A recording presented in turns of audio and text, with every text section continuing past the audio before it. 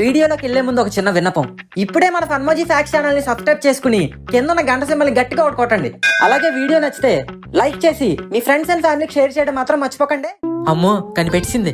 ఏం లేదమ్మా, కాలేజీలో ఒక టోర్నమెంట్ పెడుతున్నారు. క్రికెట్ కిట్ ఒకటి కావాలి. కిట్ సరిపోద్దా లేకపోతే స్టేడియం కూడా కట్టించి ఇచ్చేనా? ఎప్పటికే మిమ్మల్ని పోషించడానికి పైన ఉన్న ప్రాణం పాకెట్ లోకి వచ్చేస్తుందిరా. నీకు ఉంతమ్మ గోరకులు కూడా తీర్చాలంటే ఇంకా కుబేరుడి నిధిగా కన్నం వెయ్యాలి. ఏంటి కుబేరుడి నిధా? ఎక్కడుంది, ఎంత ఉంది? అది మీరు ఆగండి, ఇప్పటికే ఆఫీస్కి లేట్ అయ్యింది.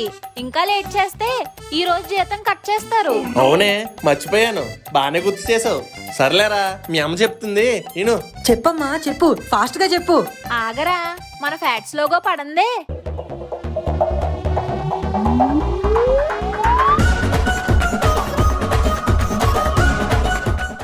కుబేరుడు నిధి కన్నా ముందు అసలు కుబేరుడు ఎవరు, ఆయనకంత సంపద ఎక్కడి నుండి వచ్చింది, అసలు ఆయన దేవుడా రాక్షసుడా అనే వాటి గురించి తెలుసుకుందాం.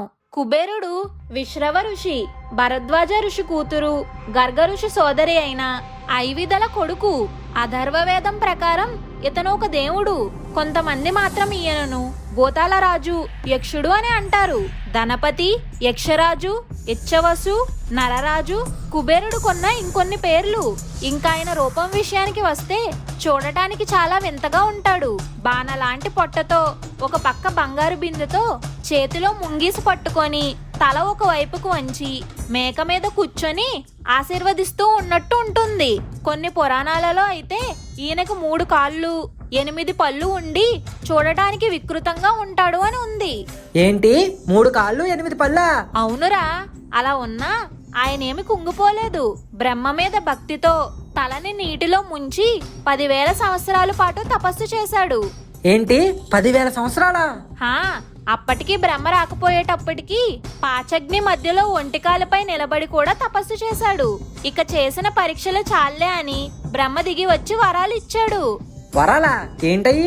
ఈ భూమి మీద ఉన్న సమస్త సంపదకి అధిపతిని చేసి వాటికి రక్షణగా ఉండమని ఆదేశించాడు. అంటే బ్రహ్మవరం వల్లనే కుబేరుడికి అంత డబ్బు వచ్చిందా? ఇంచుమించు అంతేరా. శుక్రాచార్యుడు కూడా కుబేరుడికి కొంత సంపదను ఇచ్చాడని మహాభారతంలో శాంతి పర్వంలో ఉంది. అయితే ఇలా శుక్రాచార్యుడు సాయం చేస్తే శుక్రుడు గాయం చేసిన కథ కూడా ఒకటి చలామణిలో ఉంది.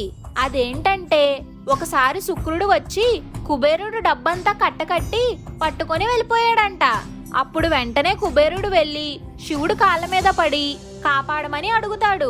దాంతో న్యాయం వైపు ఉంటూ అన్యాయం చేసిన శుక్రుడిని మట్టు పెట్టడానికి బయలుదేరతాడు శివుడు. ఈ విషయం తెలిసిన శుక్రుడు భయంతో ఎక్కడ దాకోవాలో తెలియక ఏకంగా శివుని కడుపులోకే వెళ్ళిపోతాడు. అయినా శివుడు వదలడు. ఎప్పటికైనా ఎలాగైనా బయటికి రావాల్సిందేగా, అప్పుడు చెబుదాం శుక్రుని సంగతి అని త్రిశూలంతో వెయిట్ చేస్తూ ఉంటాడు. అప్పుడు పార్వతీమాత కడుపున పడ్డవాడు కొడుకు కాబట్టి శుక్రుణ్ణి క్షమించి వదిలేయండి అని చెబుతుంది. దాంతో శివుడు శాంతించి శుక్రుణ్ణి ఏమీ చేయకుండా వదిలేస్తాడు. ఇదంతా కూడా మహాభారతంలోని శాంతి పర్వంలో ఉంది. ఇక బ్రహ్మ ముందులో చెప్పుకున్నట్టు సంపదతో పాటు కుబేరుడి స్థితి చూసి దేవతల శిల్పి అయిన విశ్వకర్మకు చెప్పి విశాలమైన పుష్పక విమానాన్ని కూడా తయారు చేయించి ఇచ్చాడు. ఏంటి పుష్పక విమానమా? అవునరా, జాలీగా ఫ్యామిలీతో పాటు తిరగడానికి ఉంటుందని గిఫ్ట్ గా ఇచ్చాడు. కుబేరుడికి ఫ్యామిలీ కూడా ఉందా? ఏరా, ఉండకూడదా? భార్య పేరు భద్ర, పిల్లలు నలకువేర, మణిభద్ర, మయూరాజ, మీనాక్షి. అయితే ఇంకేటి, సాయంత్రం అవగానే ఫ్యామిలీ అంతటిని తీసుకెళ్లిపోయి షికార్కి వెళ్ళేవాడేమో. ఏంటి వెళ్ళేది? రావణుడు వచ్చి పుష్పక విమానాన్ని ఎత్తుకెళ్ళిపోతే. ఏంటి రావణుడు వచ్చి దాన్ని ఎత్తుకెళ్ళిపోయాడా? అయినా రావణుడికి కుబేరుడికి సంబంధం ఏంటి? సోదర సంబంధం. అవును, రావణుడు, విభీషణుడు, కుంభకర్ణుడు కుబేరునికి సోదరుల వరుస అవుతారు. కుబేరుడు ఉంది కూడా లంకలోని దక్షిణ సముద్రం మధ్యలో త్రికుట పర్వతం పైన లంక నగరాన్ని కట్టుకొని ఉండేవాడు. కానీ రాక్షసుడైన రావణుడు శివుని వల్ల వచ్చిన బలంతో కుబేరుణ్ణి ఓడించి రాజ్యాన్ని ఇమ్మని లాక్కున్నాడు. అంటే రామాయణానికి కుబేరుడు కూడా సంబంధం ఉందన్నమాట. రామాయణానికే కాదు, మహాభారతం, భగవద్గీతలకు కూడా సంబంధం ఉంది. పాండవులు అడవుల్లో ఉన్నప్పుడు కుబేరుడు వెళ్లి ఓదార్చాడని వనపర్వంలోని 191 అధ్యాయం 41వ శ్లోకంలో ఉంది. రామాయణంలో కూడా రావణుడి వల్ల స్పృహ తప్పి కింద పడిపోయిన రాముడికి యక్ష గుహ్యక మంత్రాల ద్వారా శుద్ధి చేసిన నీటిని అందించి సాయం చేశాడని పేరు ఉంది. చూస్తుంటే కుబేరుడు బాగా హెల్ప్ చేసేవాళ్ళ ఉన్నాడే. రూపాయి బిళ్ళకి బొమ్మ బొరుసు ఉన్నట్టే కుబేరుడికి కూడా ఇంకో సైడ్ ఉంది. ఇందాక నీకు కుబేరుడు పేర్లు చెప్పాను కదా, అందులో ఒక పేరు చెప్పడం మర్చిపోయా. అదే ఏకపింగళ, అంటే ఒకే కన్ను ఉన్నవాడని అర్థం. దాని వెనక ఉన్న కథ ఏంటో చెప్తా విను. ఒకసారి కుబేరుడు శివుని దర్శనం కోసం కైలాసానికి వెళ్తాడు. అక్కడున్న పార్వతీదేవి అందాన్ని చూసి మైమర్చిపోతాడు. అతని వంకర చూపుల్ని గమనించిన పార్వతీదేవి కోపంతో కుబేరుడు కన్ను పేలిపోయేలా చూస్తుంది. అయితే శివుడు కుబేరుడు మన కొడుకు లాంటి వాడని అతనిని క్షమించేమని పార్వతీదేవిని అడుగుతాడు.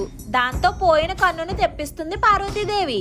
అయినా అతను చేసిన దానికి గుర్తుగా ఒక కన్ను పసుపు రంగులో ఉంటుంది. ఓహో, కుబేరుడికి ఇంకో శాపం కూడా తగిలింది.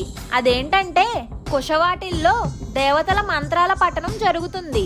దానికి రమ్మని ఆహ్వానం అందితే వెళ్తాడు కుబేరుడు. దారిలో చూసుకోకుండా కాలింది నది ఒడ్డున తపస్సు చేస్తున్న అగస్త్య ముని మీద ఉమ్ము వేస్తాడు. దాంతో కోప్పడి ఆ ముని కుబేరుడికి శాపం పెడతాడు. ఏమని? కనపడకుండా పోతావని. ఆ తర్వాత సౌగంధిక పుష్పం కోసం గంధమదన పర్వతానికి వెళ్లిన భీమసేనుడు వలనే శాప విమోచనం అవుతుంది కుబేరుడికి. ఇలా ఒక్కసారి తనకి శాపం తగిలితే ఇంకోసారి మాత్రం ఆయనే వేరే వాళ్ళకి శాపం పెట్టాడు. అది ఎలా అంటే కుబేరుడికి వీరూపాక్ష అనే యక్షుడు మేనేజర్ గా ఉండేవాడు. అయితే ఒక రోజు పౌపత అనే బ్రాహ్మణుడు నిధిని వెతుక్కుంటూ వీళ్ళ రాజ్యానికి వస్తాడు. అతని దగ్గరున్న కలతో నిధిని దోచుకుందామని అనుకుంటాడు. అయితే ఇది తెలిసిన వీరూపాక్షుడు బ్రాహ్మణుడిని చంపుతాడు. అలా చంపినందుకు కుబేరుడు వీరూపాక్షని శపిస్తాడు. ఇంకో కథ ప్రకారం అయితే అసలు ఈ కుబేరుడు దొంగని ఒకరోజు శివాలయాన్ని దోచుకుందామని వెళ్ళి అక్కడ జరిగిన కొన్ని వింతల వలన ఆయన భక్తుడిగా మారిపోయాడని అంటుంటారు. కొన్ని పుస్తకాల్లో అయితే కుబేరుడు శివుని కోసం 1000 ఏళ్ళు తపస్సు చేశాడని, దానికి బదులుగా శివుడు కుబేరుడిని ఉత్తర దిక్పాలకుడి కింద నియమించాడని అంటారు. దిక్పాలకుడు అంటే ఏంటమ్మా? దిక్కులకు పాలకుడు అని. మొత్తం 8 దిక్పాలకులు ఉంటారు. ఎవరమ్మా వాళ్ళు? ఇంద్రుడు, అగ్ని, యమ, నిరతి, వరుణుడు, కుబేరుడు, వాయు, ఈశ. అవునమ్మా, మనం అసలు విషయానికి ఇంకా రాలేదు. ఏ విషయం రా? నాన్నగారు చెప్పారుగా నిధి కోసం. కొంపతీసే జోగ్గా అన్నామనరుగా. ఏంట్రా అనేది? కుబేరుడి నిధి అన్నది నిజంగానే ఉంది. ఈ నిధిని నవనిధి అని అంటారు. పద్మరాగ, మహాపద్మ, శంఖ, మకర, కచ్చప్ప, ముకుంద, నంద, కర్వ, నీలాలు ఈ నిధులు. ఇవి సరస్సుల రూపంలో ఉంటాయని మరికొంతమంది అంటుంటారు. దీని గురించి శ్రీమద్ భాగవతంలోని 10వ స్కందం 55 శ్లోకంలో అయితే అష్టనిధి అని ఉంది. వామన పురాణంలోని 76వ అధ్యాయంలో అయితే మహాపద్మనిధి తెలుపు రంగులో, పద్మనిధి ఎరుపు రంగులో, నీలనిధి పసుపు రంగులో, శంఖనిధి నీలం రంగులో ఉంటుందని చెప్పబడింది. అలానే ఈ నిధుల్లోని పద్మ, మహాపద్మ, నందలలో సత్వగుణం ఉంటుంది. ముకుంద, నీలలో రాజస గుణం ఉంటుంది. శంఖ, కచ్చచపలో తమస్ గుణం కలిగి ఉంటుంది. అంతా బానే ఉంది. మరి అన్ని నిధుల్లో కూడా ఒకే రకమైన సంపద ఉంటదా? లేదురా. మహాపద్మ నిధిలో పురాణాలు, చరిత్ర, వేదాలు వాటి భాగాలు 64 కళలు ఉంటే, నీలనిధిలో బంగారం, బట్టలు, ముత్యాలు, వెండి, ఒంటేలు, గుర్రాలు, ఏనుగులు, ఔషధాలు ఉంటాయి. ఇలా మిగిలిన 7 నిధులలో కూడా వేరే వేరు సంపదలు కలిగి ఉంటాయి. ఇంతకీ ఈ నిధి ఉన్న ప్లేస్ ఎక్కడుందమ్మా? మందార పర్వతంపై ఉన్న అలకాపురిలో. అల్కాపూరా? అవునురా. లంకని వదిలిన కుబేరుడు హిమాలయాల్లో మందార్ పర్వతానికి చేరుకొని అక్కడ అద్భుతమైన నగరాన్ని నిర్మించుకున్నాడు. అదే అలకాపురి. నగరం మధ్యలో తాను ఉండటానికి రత్నాలతో పొదిగిన భవనాన్ని నిర్మించి అందులో 100 యోజనాల పొడవు వెడల్పుతో సభా మందిరాన్ని ఏర్పాటు చేసుకున్నాడు. ఇక ఆ నగరంలో ఉన్న కైత్రరథం పార్క్ గురించి అయితే ఎంత చెప్పినా తక్కువే. అసలు ఇక్కడ మరణం ఉండదు, భయం ఉండదు, అధర్మం ఉండదు, చెడు గుణాలు ఉండవు. అలసట, ఆందోళన, దుఃఖం, ఆకలి లాంటివైతే అసలు గుర్తుకే రావు. ఒక పక్క కల్పవృక్షం నుంచి వచ్చే సువాసనలు, ఇంకో పక్క గంధర్వ అప్సరసలు, మరో పక్క సంగీతం. అబ్బో, అది భూతల స్వర్గం. మరి ఇప్పటిదాకా ఎవరైనా వెళ్ళారా?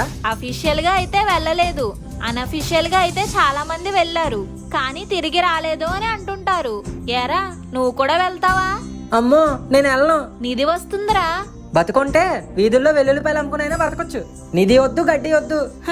చేసిన చాలే గాని ఇదిగో ఈ డబ్బులు తీసుకొని వెళ్ళి క్రికెట్ కిట్ కాదు గాని ఏదైనా మంచి బ్యాట్ కొనుక్కోరా. అబ్బా మా బంగారానివే, ఇంట్లో నువ్వు ఇచ్చే నిధి ఉండగా వేరే నిధి నాకెందుకు? ఆగరా, ఏంటా తొందర? మన ప్రేక్షకులకి సబ్స్క్రైబ్ నోట్ చెప్పి వెళ్ళు. అది ఫ్రెండ్స్ ఇవాళ వీడియో. మీకు కనుక నచ్చినట్టయితే ఇప్పుడే ఒక లైక్, షేర్ అండ్ సబ్స్క్రైబ్ చేయండి. అండ్ కుబేరుడి నిధి కనుక మీకు దొరికితే ఏం చేస్తారో కింద కమెంట్లో తెలపండి.